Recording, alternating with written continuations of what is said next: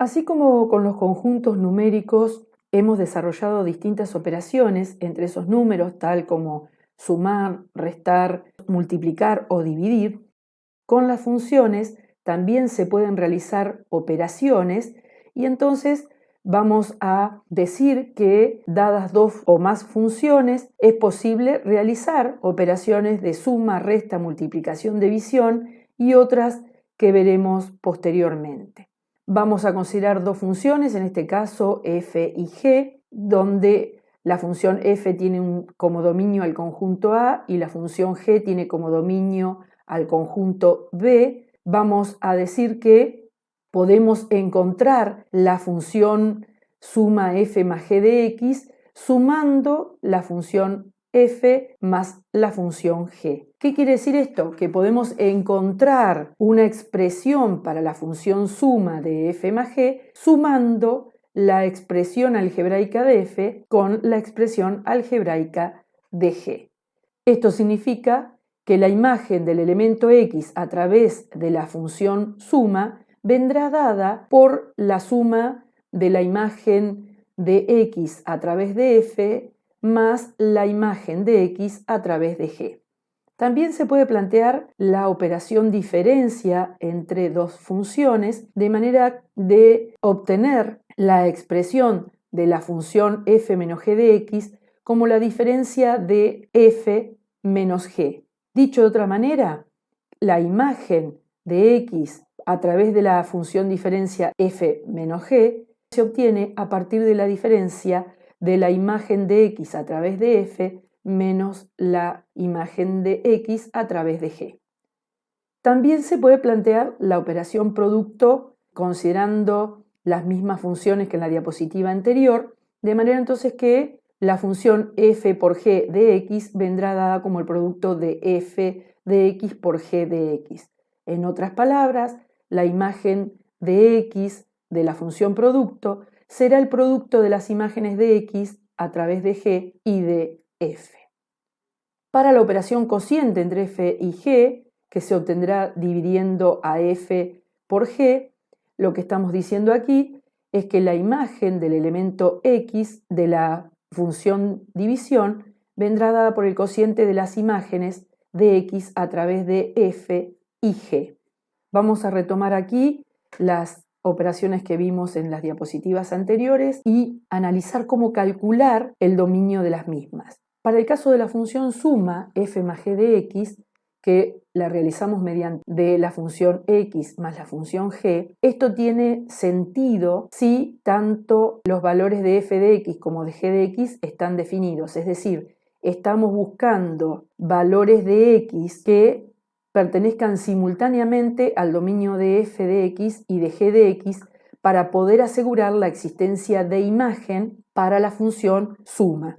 De manera entonces que el dominio de la función suma vendrá dado por la intersección de los dominios de las funciones que originan esa función suma.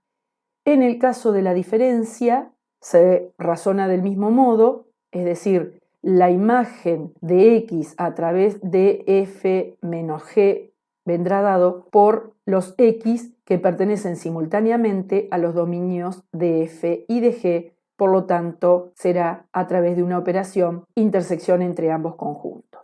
En el caso del producto, el dominio se calcula del mismo modo y en el caso del cociente, además de exigir que ese x que consideramos sea un elemento del dominio de f y sea un elemento del dominio de g, también tenemos que trabajar sobre los valores que anulan al denominador. Por lo tanto, el dominio de la función cociente vendrá dado como la intersección de los dominios de f y de g a los que se les restan los elementos que hacen cero al denominador. Vamos a realizar un ejemplo. En este caso tenemos la función f de x, que es raíz cuadrada de 9 menos x cuadrado, y la función g de x, que es raíz cuadrada de x, y vamos a hallar el dominio de la función suma f más g de x. Como dijimos anteriormente, necesitamos encontrar el dominio de la función f y encontrar el dominio de la función g y a partir de allí analizar cuáles son los x que ambas funciones pueden tomar. De manera entonces que Analizaremos los dominios de ambas funciones. La función f de x presenta una operación que es raíz cuadrada, de manera que allí tenemos una restricción, y es que el radicando debe ser mayor o igual que 0 para que esta operación sea posible. En el caso de la función g de x, que también involucra una operación de raíz cuadrada, debemos considerar que el radicando tiene que ser mayor o igual que 0, operar de manera de encontrar el conjunto solución para esta inecuación, que es el intervalo cerrado menos 3, 3, y lo mismo para encontrar el dominio de la función g, es el intervalo 0, infinito. Para encontrar el dominio de la función suma, realizar una intersección entre ambos dominios. Aquí están coloreados sobre la recta numérica ambos intervalos, de manera que la intersección estará dada por el intervalo 0, 3, que son los valores de x que cumplen simultáneamente ambas condiciones. De manera que el dominio de la función suma f más g de x será el intervalo cerrado 0, 3. Vamos con este ejemplo que dice, realizamos este ejemplo que dice hallar el dominio de la función cociente de f y g de x, siendo f de x la raíz cuadrada de x cuadrado menos 4 y g de x el logaritmo de 5 cuartos de x cuadrado más 2. Vamos a analizar los dominios de ambas funciones. En el caso de la función f, que involucra una operación de raíz cuadrada, necesitamos asegurar que el radicando es un número mayor o igual que 0, de manera que vamos a escribir la expresión matemática que modeliza esa restricción, y es que x cuadrado menos 4 sea mayor o igual que 0. De modo que resolviendo esa inecuación encontramos que es el intervalo menos infinito menos 2 unión 2 infinito. De manera entonces que el dominio de la función f será el conjunto que obtuvimos recién.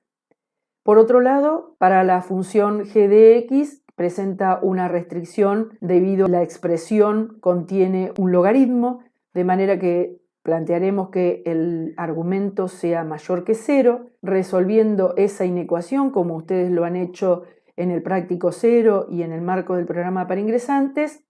El conjunto solución para esa inecuación es el de los x que pertenecen al intervalo menos infinito menos 8 quintos abierto en el extremo derecho, unión 0 infinito abierto en el extremo izquierdo.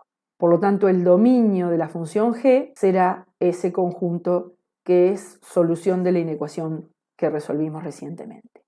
Ahora bien, con esos dos dominios, para obtener el dominio de la función cociente, realizaremos una intersección, pero a su vez necesitamos encontrar los valores de x que anulan a la función g, de manera entonces que vamos a plantear la expresión de la función g igualada a 0, el logaritmo de ese argumento es 0 cuando el argumento es 1, es lo que está planteado allí. Se resuelve esa ecuación cuadrática porque nuestro objetivo es encontrar los valores de x que hacen 0 al logaritmo, de manera que aplicando la fórmula de Bhaskara obtenemos como raíces de esa ecuación de segundo grado x igual a menos 2 y también x igual a 2 quintos. De manera entonces que el dominio de la función cociente vendrá dado por la intersección de los dominios de f y de g a los que se les restarán los elementos menos 2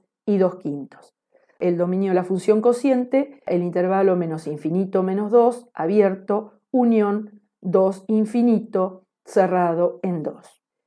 Vamos aquí a introducir nuevas funciones como son las hiperbólicas. Estas funciones se expresan como seno hiperbólico de x, coseno hiperbólico de x, y lo que involucran son funciones exponenciales. El seno hiperbólico de x es igual a e a la x menos e a la menos x sobre 2, en tanto que el coseno hiperbólico de x es e a la x más e a la menos x sobre 2.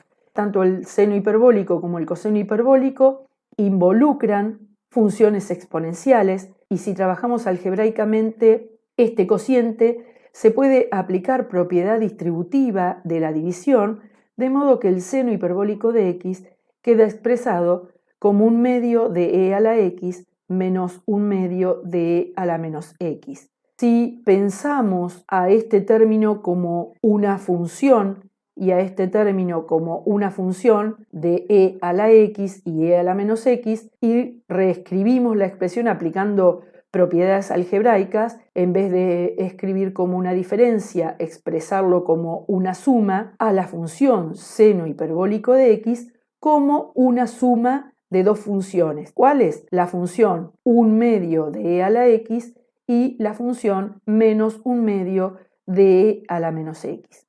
¿Qué características podemos rescatar aquí de lo que hemos visto anteriormente? Por un lado, respecto de la función e a la x, este signo menos produce una función que va a ser simétrica respecto del eje y luego este menos delante de la función provoca una reflexión respecto del eje x.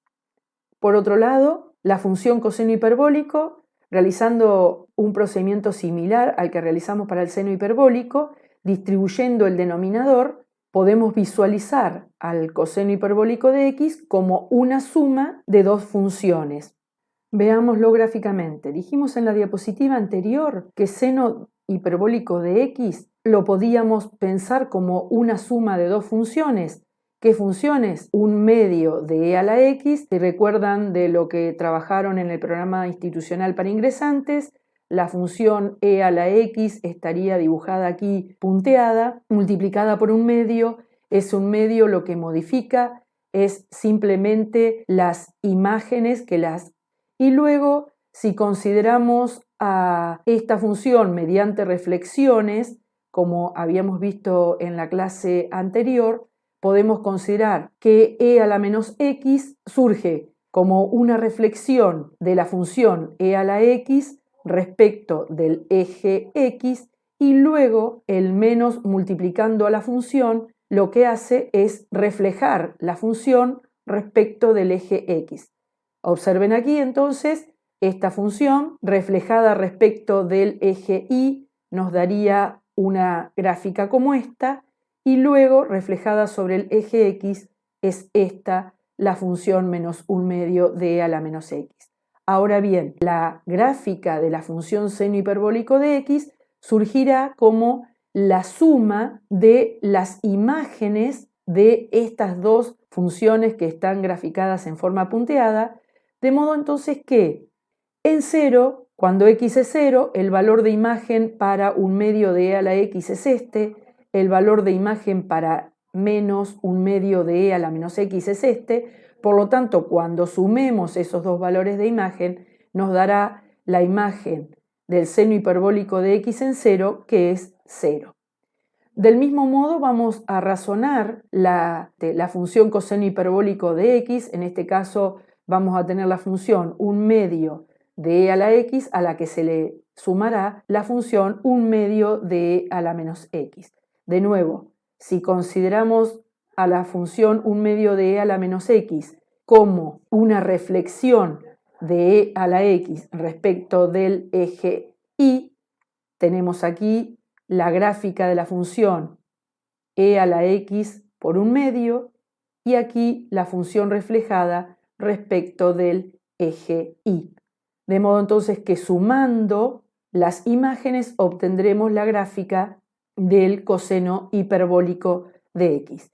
De nuevo aquí podemos observar en 0 el valor de imagen para 1 medio de e a la x es 1 medio y el valor de imagen para cuando evaluamos en 0 a 1 medio de e a la menos x también es 1 medio, de modo que cuando sumemos los dos valores de imagen, la imagen de 0 a través del coseno hiperbólico es 1. También dentro de las funciones hiperbólicas tenemos la tangente hiperbólica de x, la cual se puede considerar como el cociente del seno hiperbólico de x sobre el coseno hiperbólico de x. De modo entonces que trabajando algebraicamente con estas dos expresiones se llega a la conclusión que la tangente hiperbólica de x es el cociente de e a la x menos e a la menos x sobre e a la x más e a la menos x. Y esta es la gráfica de dicha función. En lo que sigue continuaremos con otra operación que surge a partir de realizar función de otra función, lo que se denomina habitualmente composición de funciones.